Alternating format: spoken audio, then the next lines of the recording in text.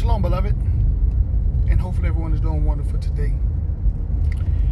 Recently I've been seeing a lot of videos on social media where so-called gurus or experts are talking about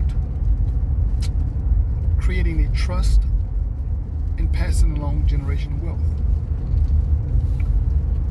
I'm not an expert on said subject,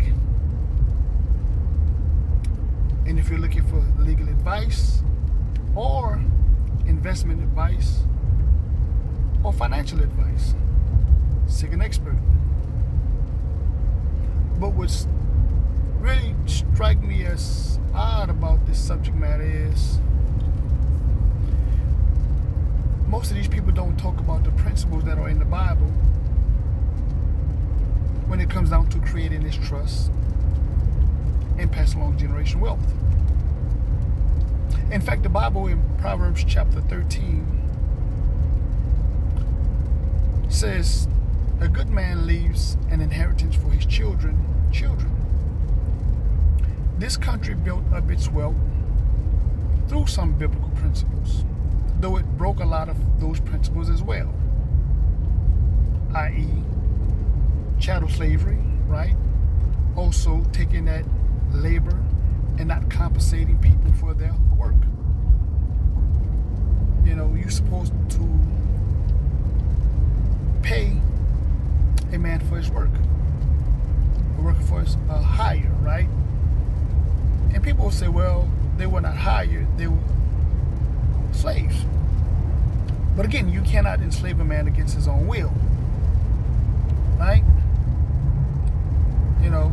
And whoever has kidnapped or have this person or these people in their possession shall surely be put to death. But anyway, that's another lesson for another day. But this country built its wealth on said principles.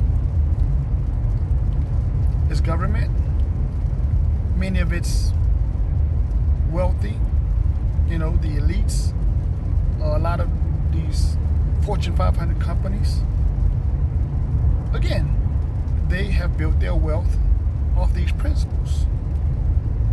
Another principle they use is also taking that trust and using it to protect their assets, right?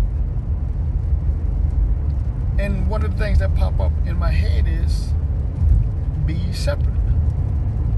You separate yourself from your assets, separate yourself from your wealth.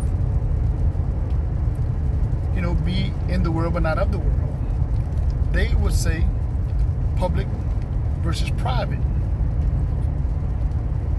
Again, this is what I see. I just see the principles and I see where they get them from.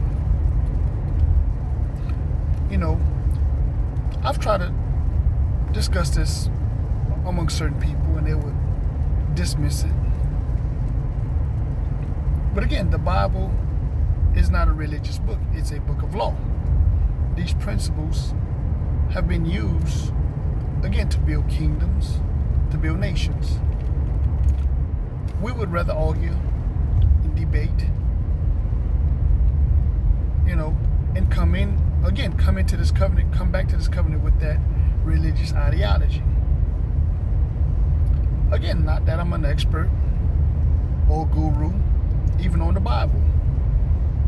But I believe in the Bible, I believe in the principles, I believe in the word, I believe in the law. The law is there to protect us, to guide us, to teach us. We're being held accountable, and also the Most High's word, right? He's being held accountable. But our people would rather hear the feel-good stories. They would rather have all the arguments, the debates,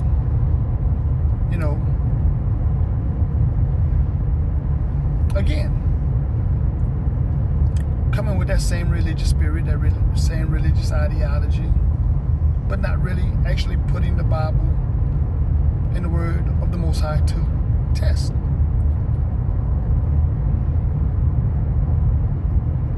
Like I said before, the book of the law, the book of the covenant, is not a religious text. It's there to help us and guide us and teach us. In fact, in the New Testament, I want to say the book of Romans, the forefather Paul says the things that were written aforetime were written for our learning. The New Testament, the Old Testament, the things that are in there were written for our learning. So we can see what our ancestors did, our forefathers, and also teach our children. I mean, this is just what I see. With that being said, as usual, peace, love.